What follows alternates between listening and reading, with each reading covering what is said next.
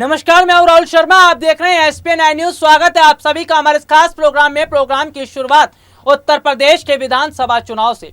उत्तर प्रदेश की राजनीति जिसने कर ली, समझिए उसके लिए आगे की राह आसान हो जाती है। यही वजह है कि उत्तर प्रदेश का विधानसभा चुनाव जीतने के लिए इस वक्त तमाम राजनीतिक पार्टियों ने एड़ी चोटी का जोर लगा दिया है। यहां तक कि अपना पूरा दमखम अब राजनीतिक पार्टियों ने लगाना शुरू कर दिया है। मंच सज चुके हैं और तमाम तरह से तैयारियां हो रही हैं कि आखिरकार चुनाव में जीत कैसे हासिल की जाए। लेकिन एक और, जहां कुछ राजनीतिक पार्टियां जीत का सपना देख रही हैं, तो कुछ राजनीतिक पार्टियां ऐसी भी हैं जो वोट कटवा की राजनीति करेंगी, यानी वोट काटने की राजनीति। और चुनाव में अक्सर होता ही है कि वोट काटे जाएं और एक राजनीतिक पार्टी को नुकसान पहुंचाया जाए।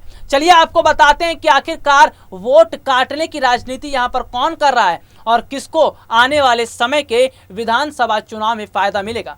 दरअसल अगर बात करें तो फिलहाल उत्तर प्रदेश के विधानसभा चुनाव से पहले उत्तर प्रदेश में कांग्रेस पार्टी के नाम का डंका बज रहा है। प्रियंका गांधी के नारे लगाए जा रहे हैं, यानी कि तस्वीर साफ है।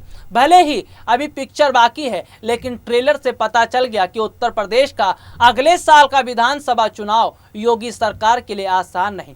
अगर योगी सरकार की हार होती है तो समझ लीजिए साल 2024 का लोकसभा चुनाव बीजेपी के हाथ से निकल गया।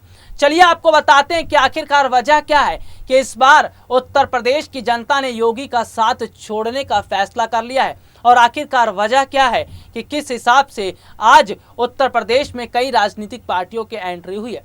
सबसे पहले बात कर लेते हैं उत्तर प्रदेश के मुख्यमंत्री योगी आदित्यनाथ के कामकाज की।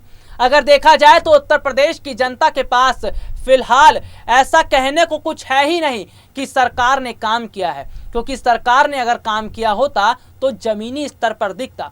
दरअसल पोल तो तभी खुल गई थी जब उत्तर प्रदेश में कोरोना काल के दौरान अस्पतालों में बेड की सुविधा नहीं थी। मासूम लोग दम तोड़ रहे थे, उनकी सांसें नहीं चल पा रही थी, ऑक्सीजन की किल्लत थी। योगी सरकार तो यहां तक कह रही थी सब कुछ ठीक है, उत्तर प्रदेश के हालात ठीक हैं, उत्तर प्रदेश में पूरी तरह से व्यवस्था सुधरी हुई है। लेकिन जब तस्वीरें सामने आई, लोगों की बातें सामने आई, तो पोल खुल गई। सबसे बड़ी बात तो यह है कि उत्तर प्रदेश की योगी सरकार ना तो स्वास्थ्य प्रणाली को बेहतर कर सकी, ना शिक्षा के स्तर को बेहतर कर सकी, ना युवाओं के सपनों को पूरा कर सकी, ना रोजगार को आगे बढ़ाने का काम कर सकी। आज यही वजह है कि उत्तर प्रदेश की जनता अब योगी सरकार का साथ छोड़ने की कोशिश कर रही है। यही वजह है कि उत्तर प्रदेश की जनता योगी सरकार से किनारा कर रही है और आस की किरण लगाई बैठी है प्रियंका गांधी से। कांग्रेस पार्टी महासचिव प्रियंका गांधी के नाम का डंका उत्तर प्रदेश में बजना ये बताता है कि उत्तर प्रदेश की जनता का रुख अब प्रियंका गांधी की तरफ हो चुका है। उत्तर प्रदेश की जनता ने यह तय कर लिया है कि कांग्रेस का साथ देना है, और अगर वक्त पड़ता है तो प्रियंका गांधी को मुख्यमंत्री बनाने के लिए एक आवाज, एक सुर में बात भी करेंगे। यानी कि इस वक्त अगर देखा जाए तो कांग्रेस के लिए बहुत अच्छी खबर निकलकर सामने आ रही है। हालांकि चुनाव में अभी कुछ समय और बचा है, लेकिन चुनाव से पहले जो ट्रेलर दिख रहा है यह योगी सरकार के लिए अच्छा नहीं है। यानी कि अगर बात करें तो फिलहाल उत्तर प्रदेश में योगी सरकार को अपनी सत्ता बचाना अब बेहद मुश्किल हो चुका है, क्योंकि आने वाला समय कांग्रेस पार्टी का है। आने वाला समय कांग्रेस पार्टी के लिए बेहतर हो रहा है। आने वाला समय प्रियंका गांधी, सोनिया गांधी और राहुल गांधी का है। चलिए हम बात कर रहे थे तमाम राजनीतिक पार्टियों की। दरअसल अगर देखा जाए तो फिलहाल तमाम राजनीतिक पार्टियों ने भी उत्तर प्रदेश के विधानसभा चुनाव में उतरने का फैसला किया है। जाहिर सी बात है कि तमाम राजनीतिक पार्टियां उत्तर प्रदेश के विधानसभा चुनाव में उतरेंगी तो वोट बटेंगे तो नुकसान किसको होगा, फायदा किसको होगा, अब आप ये भी समझिए। दरअसल अगर देखा जाए तो इस वक्त भगवान राम के नाम पर वोट बटोरने की काफी कोशिशें हो रही हैं।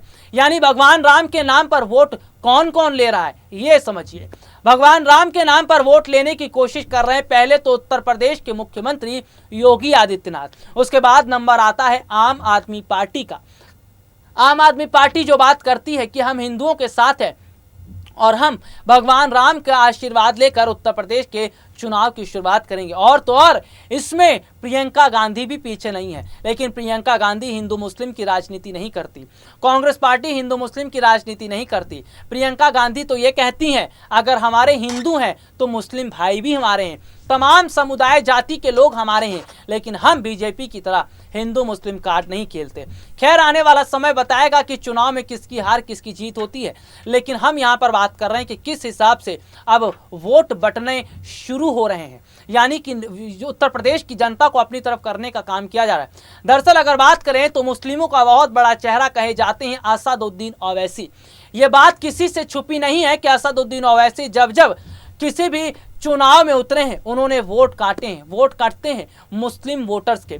मुस्लिमों के वोट कटेंगे तो फायदा किसको होगा, नुकसान किसको होगा, ये समझिए। अगर मुस्लिम वोट काटते हैं तो इसका बहुत बड़ा नुकसान किसको होगा, अखिलेश यादव को। जी हाँ, मुस्लिम वोटर्स के बंटने से बहुत बड़ा जो झटका लगेगा अखिलेश यादव को। एक समय था जब उत्तर प्रदेश में जो मुस्लिम समुदाय के लोग थे वो अखिलेश यादव के साथ खड़े होते थे, लेकिन इस बार 3 ऑप्शन मुस्लिमों के पास दिखाई दे रहे हैं। पहला तो असदुद्दीन ओवैसी, दूसरा प्रियंका गांधी और तीसरा तो खुद अखिलेश यादव है ही है। प्रियंका गांधी ने बहुत सोच समझकर इमरान प्रतापगढ़ी जैसे नेता पर दांव खेला, और सबसे बड़ी बात तो यह है कि उत्तर प्रदेश में कोरोना के दूसरे काल में प्रियंका गांधी ने ना हिंदू देखा, ना मुस्लिम देखा, ना किसी और धर्म के लोगों को देखा, बस सेवा करने में जुट गई।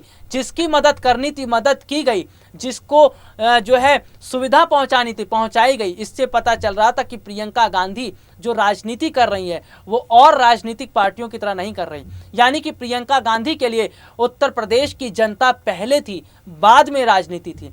तो फिलहाल अगर देखा जाए तो उत्तर प्रदेश में काफ़ी कुछ बदल रहा है, काफ़ी कुछ सियासी हवा में बदलाव देखने को मिल रहा है, और योगी सरकार के माथे से लगातार पसीने छूट रहे हैं।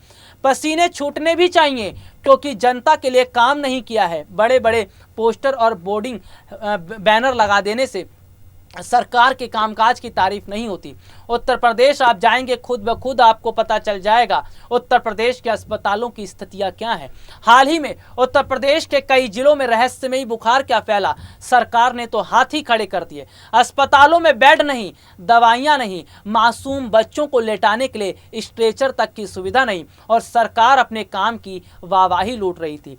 यानी कि कहा जाए तो सरकार ने कोरोना काल से कोई सबक नहीं लिया। और तो और अगर देखा जाए तो फिलहाल अब योगी सरकार के लिए मुश्किलों की घड़ी शुरू हो चुकी है, क्योंकि एक तरफ अगर देखा जाए तो स्वास्थ्य और तमाम मुद्दे हैं, तो वहीं दूसरी तरफ अब हिंदू मुस्लिम की राजनीति बीजेपी की चल नहीं रही है। आने वाला समय कैसा रहेगा ये तो नहीं कहा जा सकता, लेकिन हाँ इतना जरूर कहा जाएगा कि आने वाले समय में कांग्रेस पार्टी का जलवा बरकरार रहने वाला है और प्रियंका गांधी बहुत बड़ा करिश्मा करती दिखाई देंगी।